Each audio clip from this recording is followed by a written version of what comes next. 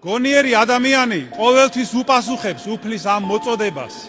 იყავით სრულ, როგორც მამა თქვენი ზეცათა სრულ არს.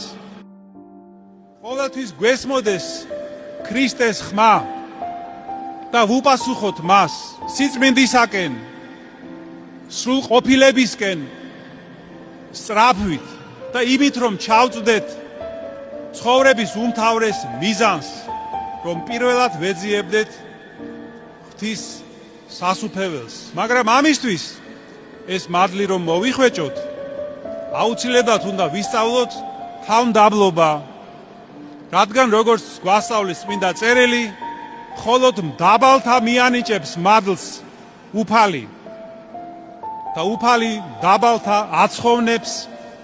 ამინ.